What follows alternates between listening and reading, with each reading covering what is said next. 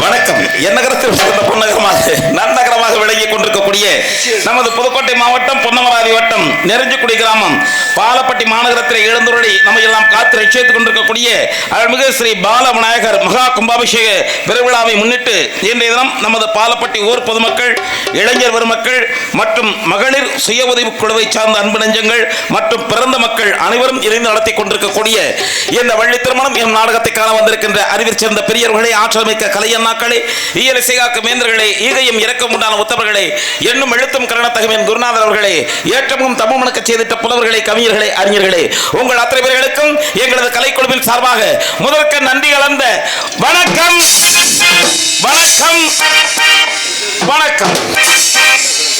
வந்தாச்சு, பிரிச்சு வணக்கம் சொல்லியாச்சு. சரி, அருமை. ஏத்த அவ்வளவு சோகமா உட்காந்துருக்க. இது என்ன அடிச்சது நாடகம், வள்ளி திருமண நாடகம். சோகம் கிடையாது இதுல சோகமெல்லாம் இருக்காது, ஒரே ஜாலி தான், என்ஜாய்மெண்ட் தான். நீங்க சோகமா இருக்கிறீங்க, ஜாலியா இருங்க. அதானே, நானும் வளைச்சு வணக்கம் சொல்லிட்டேன். வந்தாச்சு. பாலப்பட்டியில் அவங்க மகா கும்பாபிஷேக விழாவை சிறப்பான முறையில் நடத்தி முடிச்சிருக்காங்க. அதை முன்னிட்டு நிகழ்ச்சி ஆரம்பிச்சிருக்காங்க. நிகழ்ச்சிக்கு வந்தாச்சு. அருமையான முறையில் சைவத்துக்கு சைவம், அசைவம்னாத்தே நாங்கள் நாடக கலைஞர்கள் அசைவம் அப்படின்னு எங்களுக்கு சைவம் அசைவம் எல்லாம் சேர்த்து அருமையான முறையில் சாப்பாடு ஏற்பாடு செஞ்சீங்க. ரொம்ப சந்தோஷமா இருந்தது. எல்லாம் முடிஞ்சு காலையில் உங்கள் காய்ச்சல் வாங்குறதுக்காக உங்கள் மேடையில் வந்து நின்றுக்கிட்டு உங்கள் ஊரில் நாங்கள் வந்து உங்களுக்கு வணக்கம் சொல்லியிருக்கோம். ஆனால் நமக்கு மரியாதையே இல்லைப்பா. நம்ம அவங்க ஊருக்கு வந்து நம்ம வணக்கம் சொல்றோம். நம்ம தமிழர்களுடைய பண்பாடு வணக்கம் சொன்னா திரும்ப வணக்கம் சொல்லணும். ஆமா, இப்ப ரத்னா வணக்கம். வணக்கம் வணக்கம் வணக்கம் தம்பி வணக்கம். அண்ணே வணக்கம். வணக்கம் சொன்னா வணக்கம் சொல்லணுமா இல்லையா? ஆமா, நம்ம வணக்கம் சொல்றோமே, ஒருத்தர் கூட நமக்கு வணக்கம் சொல்லலையாப்பா. இதை பத்தி நீ என்ன நினைக்கிற? இதை பத்தி ஒண்ணும் நினைக்க வேண்டாம். எல்லாரும் வணக்கம் சொல்ல ஆரம்பிச்சு விடிய சரியா இருக்கும். அதோட நாடகத்தை முடிச்சுட்டு போக வேண்டியது. அப்படியெல்லாம் நீங்க எல்லாரும் எந்திரிச்சு வணக்கம் சொல்ல வேண்டிய அவசியம் எல்லாம் கிடையாது. வந்திருக்கக்கூடிய கலைஞர் பெருமக்கள் எல்லாரையும் மனசார வரவேற்கணும்னு நீங்க நினைச்சீங்கன்னா எல்லாம் ஜோரா ஒரு கை தட்டுங்க. அதையே நாங்க வரவேற்பா ஏத்துக்கிறோம். பரவாயில்லையே, ரொம்ப சந்தோஷம். நம்ம இன்னைக்கு தாய்மார்கள்லாம் நல்லா இருக்கா? ஏன் உங்களுக்கெல்லாம் நாங்க வந்தது பிடிக்கலையா? இல்ல வேற ஒண்ணு இல்ல, பள்ளமா இருக்கனால பேசுறது கேட்கல. வெளியூர்ல இருக்காங்க. அதானே, அவங்க வேற ஊர்ல இருந்து வந்திருப்பாங்க போல இருக்கு. அவங்க அங்கிட்டு உட்காந்துட்டாங்க, என்னன்னு தெரியல.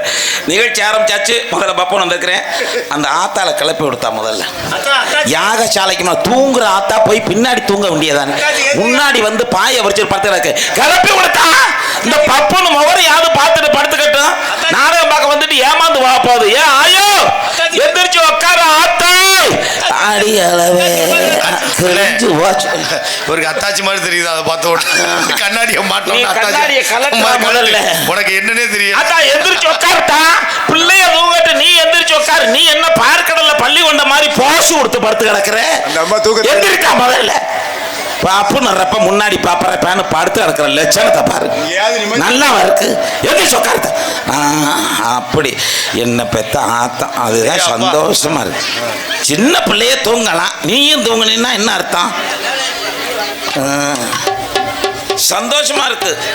மிக நீண்ட இடைவேளைக்கு அப்புறம் இவ்வளவு தாய்மார்கள் கூட்டம் இன்னைக்கு தான் பார்க்கிறேன். அதுவும் தாய்மார்களை நடுவில் உட்கார வச்சு வலப்புறமும் இடப்புறமும் ஆண்கள் உட்கார்ந்து பாதுகாப்பா இருக்காங்க. அது அதை விட சந்தோஷமா இருக்கு. எதுக்கு பாதுகாப்பு? வீட்டுக்கு போக பாத்துக்கிறது. அதுதான், யாரும் தூங்கிடப்படாது, எந்திரிச்சு போயிடப்படாதுன்றதுக்காகத்தான் பாதுகாப்பா உட்கார வச்சிருக்காங்க. ஆமா, ரொம்ப சந்தோஷமா இருக்கு. இப்ப எல்லாம் சந்தோஷமா தான் இருக்கும். வேற என்ன, பொம்பளை ஆளு கூட்டம் நிறைய உட்காந்துச்சுன்னா ரெண்டு பிரச்சனை நடக்கும். என்ன பிரச்சனை? ஒன்னு பேசியே கூத்த கெடுத்து போடுங்க. சரி, இன்னொன்னு அதுவும் இன்னைக்கு மகளிர் சுய உதவி குழுவும் சேர்ந்துதான் நாடகம் வச்சிருக்காங்க. ஒன்னு பேசியே கூத்த கெடுத்து போடுங்க, இல்ல அம்பிட்டு படுத்து தூங்கியே கூத்த கெடுத்து போடுங்க. என்ன பண்ண காத்திருக்கேன்னு தெரியல. இங்க நான் வந்து பேசிக்கிட்டு இருக்கேன், அங்கே ஒரு குரூப் வேற என்னமோ பேசிக்கிட்டு இருக்கு, அங்கிட்டு ஒரு குரூப் என்னமோ பேசிக்கிட்டு இருக்கு. என்னதான் பேசி தொலைவி என்ன தெரியல.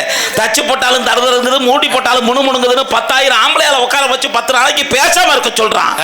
நம்ம ஆண் வர்க்கம் பொறுமையின் பொக்கிஷம். ஆமா, ஒரு கட்டிங்க வாங்கி அடிச்சுட்டாவது கவுந்து அடிச்சு பேசாம கிடப்போம்.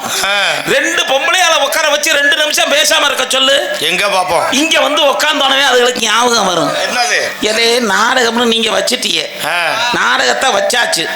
நாடகத்துக்கு இன்னும் வச்சிட்டோம்னா திருவிழா சொல்லணுமா இல்லையா? ஆமா. மாமே மச்சனுக்கெல்லாம் போய் ஊர்களில் திருவிழா சொல்லியிருப்பாங்க. எப்படி? மாமே மச்சன் வீட்டுக்கெல்லாம் போய் மச்சான் நம்ம ஊர்ல திருவிழா கும்பாபிஷேக திருவிழா, நம்ம நாடகமெல்லாம் வச்சிருக்கோம், அபிஷேக திருவிழாவுக்கு வந்துருங்க, விருந்துக்கு வந்துருங்க அப்படின்னு போய் மச்சனங்காரன் சொல்லுவேன். சொன்ன உடனே அவன் திரும்ப கேட்பேன், என்னன்னு? மாப்பிள்ளை விருந்து சொல்றதெல்லாம் சரிட்டேன், சரி நீ மறந்துடாம மருந்துக்கு ஏற்பாடு பண்ணும். அது என்ன மருந்து? ஏன்னா விருந்துல போய் மருந்து விட செத்து போயிட மாட்டாங்களா? அந்த மருந்து இல்ல, சரக்கு வாங்கி வையும்பேன். சரக்கு பேர் மருந்தா? மருந்து இருக்குன்னா தாண்டா விருந்துக்கே ஆளு வர்றாங்க, இல்லன்னா வடிச்ச சோறு அப்படியே தான் கிடக்கும், ஒரு வயலும் சோறு இங்க கூட வர மாட்டேங்கிறாங்க. என்னன்ற நம்ம ஆளு அதுகளை கொஞ்சம் கூட சாப்பிட்டு விட்டு என்ன பண்ற ஏது பண்றோம்னு தெரியல. நம்ம ஆம்பளை ஆளுங்க உழப்ப அதுதான். என்ன வந்த உடனே என்ன பண்ணுவான், மச்சன மரங்களை வாங்க வாங்க வாங்க வாங்கன்னு கூப்பிட்டு பிள்ளை குட்டி எல்லாம் வீட்டுக்குள்ள விட்டு மச்சனை மட்டும் கூட்டிக்கிட்டு கொல்ல பக்கமா போயிருவான். ஏன்னா கொல்ல பக்கமாத்தே சரக்கு ஓடும். அங்க போய் சரக்கு 4 எழுப்பு இழுக்கிறதுட்டு வந்து சாப்பிட்டு நம்ம வாட்டுக்கு சட்டையை மாட்டிக்கிட்டு இங்க நாடகோட்டையில வந்து உட்காந்துருவான்.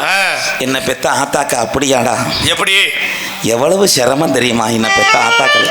நீங்க வாட்டுக்கு நாடகம் வச்சு விட்டியே, ஒரு வாரத்துக்கு முன்னாடி நீங்க வாட்டுக்கு சொல்லிவிட்டு வந்துட்டியே, விருந்து சொல்லிட்டு வந்துட்டியே, ஒரு வாரத்துக்கு முன்னாடியே பறையில் கிடக்கிற சாமான், பழைய சாமான் சட்டெல்லாம் இறக்கி அதெல்லாம் விளக்கி கிளக்கி போய் சந்தையில் போய் காய்கறி வாங்கிட்டு வந்து மட்டன் வாங்கி சிக்கன் வாங்கி எல்லாத்தையும் வாங்கி காய்கறி எல்லாம் நறுக்கி கிறுக்கி எல்லாத்தையும் போட்டு சமைச்சு ஆக்கி கீக்கி வச்சு வர்ற ஆளுகள் எல்லாம் வரவேற்பு. அதுலேயும் சில பேர் நொரநாட்டிய மயிறு சொல்லுவாங்க. எப்படி? ஆமா, நான் வந்தேன் உங்க வீட்டில் வந்து என்னைய வாங்கன்னு கூப்பிடல, அது பின்னாடி சமயக்கட்டில் கடந்து செத்துக்கிட்டு இருக்கும், அது வந்து வாங்கன்னு கூப்பிடலன்னு இவங்க நொரநாட்டிய மயிறு இவங்க நம்ம ஆளுக பேசுறது. ஆமா, அதுக்கெல்லாம் பண்ணி முடிச்சு விட்டு எல்லாரும் வந்திருக்க எல்லாரையும் வாங்க வாங்க வாங்க வாங்கன்னு எல்லாத்துக்கும் சாப்பாடை போட்டுக்கிட்டு எல்லாரையும் அனுப்பிச்சு வச்சுட்டு அப்பத்தான் தட்டுல சாப்பாடை போட்டுக்கிட்டு உட்காரும். சரி, அந்த நேரம் பார்த்து நீ ஆரம்பிச்சிருவேன். என்னது? நாடகம் ஆரம்பிச்சுட்டாங்கடி, ஏமா வந்து தொலைங்கடி அப்படின்னு அது என்ன ஒண்ணு, ஒரு 5-6 பொம்பளை பிள்ளைய சாப்பிடுங்களா இல்லையா, எல்லாம் என்ன ஒண்ணு சாப்பிட்டு எல்லாத்தையும் அள்ளி போட்டுவிட்டு எல்லாத்தையும் லவக்கன்னு வீட்டை கூட்டிக்கிட்டு வந்துருங்க. வந்து இங்க நாடக கோட்டையில உட்கார்ந்தோன்னே அதுக்கு ஞாபகம் வரும். என்னன்னு?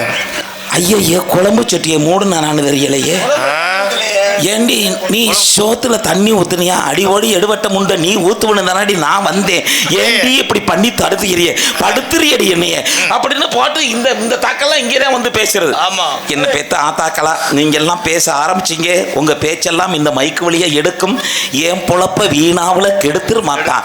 ஆனா தாய்மார்கள் தாயா பெரிய பெரிய விஷயமே தாய்மார்கள்ட்ட தான் இருக்கு. என்ன? ஏன்?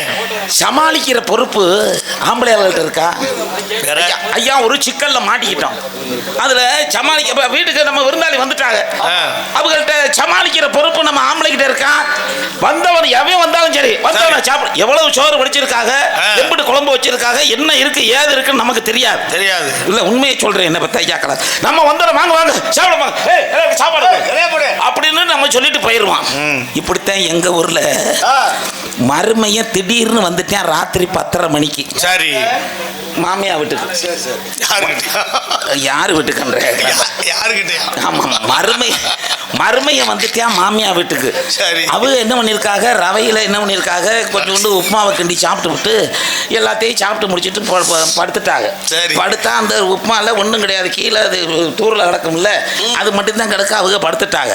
மருமைய வந்துட்டாரே எதுவும் நம்ம சாப்பிட்றீங்களா அப்படின்னு கேட்கலன்னா தப்பா போயிருமேன்னு மாமியாக்காரி என்ன பண்ணிருக்கா, மருமகனே ரொம்ப லேட்டாக வந்திருக்கியே, ஏதாவது சாப்பிட்டு படுங்க அப்படின்னோடனே இவன் சும்மாவாவது இருந்திருக்கணும், சாப்பிட்டு வந்துட்டேன்னாவது சொல்லியிருக்கணும். சரிங்க அப்படின்ட்டு இவன் போய் கையை கழுவ போயிட்டான்.